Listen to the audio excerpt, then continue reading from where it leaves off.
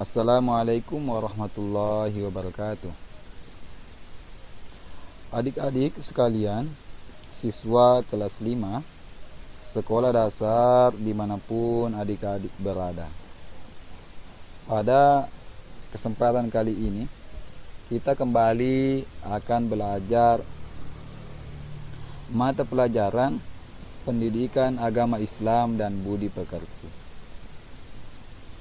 Kita kembali akan melanjutkan materi kita yang pernah dibahas pada video-video atau materi-materi sebelumnya, yakni mari mengenal Rasul-Rasul Allah.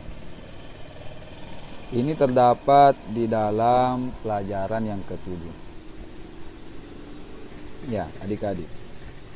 Pada video atau materi sebelumnya, kita telah membahas Rasul-Rasul ulul azmi, ya.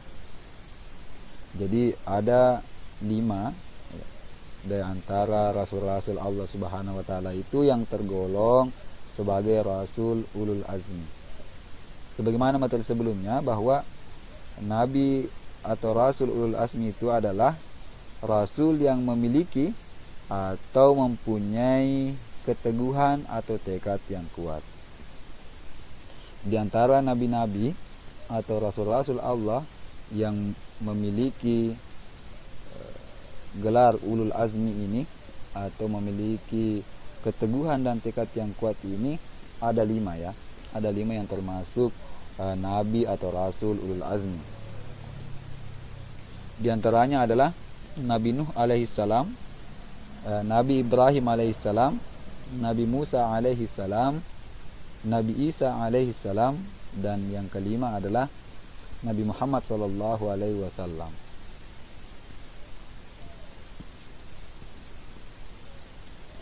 Di dalam video sebelumnya kita telah membahas 4 dari nabi atau rasul ulul azmi itu, yakni Nabi Nuh alaihissalam, Nabi Ibrahim alaihissalam, Nabi Musa alaihissalam, dan Nabi Isa alaihissalam. Untuk pembelajaran kali ini khusus kita akan membahas nabi atau rasul ulul azmi yang kelima, yakni Nabiullah Muhammad sallallahu alaihi wasallam, ya. Namun adik-adik, sebelum kita belajar, saya mengajak kepada adik-adik untuk bersama-sama berdoa. Doa sebelum belajar. Bismillahirrahmanirrahim. Rabbi zidni ilma warzuqni fahma. Ya Allah, tambahkanlah kepadaku ilmu dan berikanlah aku pengertian yang baik. Amin.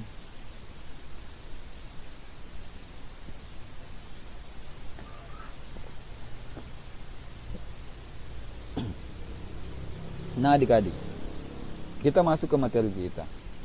Kisah keteladanan Nabi Muhammad SAW sebagai ulul azmi. Sejak usia muda, Nabi Muhammad SAW terkenal jujur, tabah, sabar, bertanggung jawab, dan pekerja keras, sehingga diberi julukan Al-Amin, artinya terpercaya. Setelah diangkat menjadi rasul, beliau tak henti-hentinya berdakwah, mengajak umat manusia menyembah Allah Subhanahu wa Ta'ala dan meninggalkan kemusyrikan, yaitu penyembahan terhadap berhala. Jadi adik-adik sekalian, perlu adik-adik ketahui bahwa Nabi Muhammad SAW itu sejak kecilnya memang sudah terkenal sebagai orang yang jujur, ya, tabah, sabar, dan bertanggung jawab ketika diberikan kepercayaan, kemudian juga pekerja keras. perlu adik-adik ketahui bahwa Nabi lahir itu, Nabi Muhammad SAW lahir itu dalam keadaan yatim ya. Sebelum Nabiullah Muhammad SAW ya, lahir itu ayahnya Abdullah bin Abdul Muttalib itu sudah lebih dahulu menghadap Allah Subhanahu wa taala. Itu sudah meninggal dunia ya. Kemudian setelah beberapa tahun umurnya, ada yang mengatakan bahwa 6 tahun ya, ibunya lagi Siti Aminah ya, itu meninggal dunia pula ya. Jadi dari kecil ya, Nabi Muhammad SAW ini sudah mendapat cobaan ya, tapi beliau tetap sabar ya. Kemudian Nabi juga itu adalah orang yang bertanggung jawab ya. Ketika diberikan kepercayaan ya, Nabi itu selalu melakukannya dengan baik, tidak pernah melalaikan tugasnya ketika diberi tanggung jawab. Kemudian pekerja keras. Nabi di masa kecilnya itu ketika masih kecil ya, pernah menjadi pengembala kambing. Nah, kemudian di masa beliau ikut dengan pamannya Abu Thalib ya, beliau ikut berdagang ya. Nah, kemudian setelah Nabi diangkat menjadi Rasul ya, Nabi pun tidak henti-hentinya mengajak kepada umat manusia untuk menyembah Allah Subhanahu wa taala, serta meninggalkan kemusyrikan ya, yaitu terhadap penyembahan terhadap berhala-berhala. Di dalam menyiarkan agama Allah Subhanahu wa taala, Nabi Muhammad SAW sering dihadang, bahkan diancam akan dibunuh oleh orang-orang kafir Quraisy. Abu Jahal adalah orang yang paling membencinya. Pernah ketika Nabi Muhammad SAW sedang beribadah, Abu Jahal dan komplotannya datang sengaja mengotorinya dengan najis. Namun Nabi Muhammad SAW hanya berdoa kepada Allah Subhanahu wa taala, "Ya Tuhan, kepada Engkau aku menyerahkan kaum Quraisy." Doa ini berulang-ulang beliau baca. Jadi dalam menyiarkan agama Allah itu Nabi tidak begitu mulus ya, tidak mulus dalam menjalankan menyiarkan agama itu. Nabi Muhammad SAW memperoleh banyak tantangan ya. Bahkan ditantang oleh pamannya sendiri ya. Abu Jahal ini adalah pamannya Nabi ya. Tapi meskipun Abu Jahal adalah pamannya Nabi, tapi Abu Jahal menentang ajaran yang dibawa oleh Nabi Muhammad SAW. Coba perhatikan di sini bahwa pernah ketika Nabi Muhammad SAW sedang beribadah, Abu Jahal dan komplotannya datang sengaja mengotorinya dengan najis ya. Namun Nabi Muhammad SAW tetap bersabar dan hanya berdoa kepada Allah dan menyerahkan hal ini kepada Allah Subhanahu wa taala. Dari peristiwa itu, Nabi Muhammad SAW bukanlah sosok manusia pendendam. Tidak membalas kejahatan Abu Jahal dan kawan-kawannya dengan tindakan yang sama. Cukup menyerahkan persoalannya kepada Allah Subhanahu wa taala. Nah, adik-adik, dari peristiwa tadi kita dapat pahami bahwa sosok Nabi Muhammad SAW memiliki sikap yang tidak pendendam ya. Seandainya Nabi pendendam, maka dia akan membalasnya dengan perlakuan yang sama. Namun Nabi Muhammad SAW tidak membalas tindakan Abu Jahal dan komplotannya ini, melainkan hanya menyerahkan persoalan ini kepada Allah Subhanahu wa ta'ala.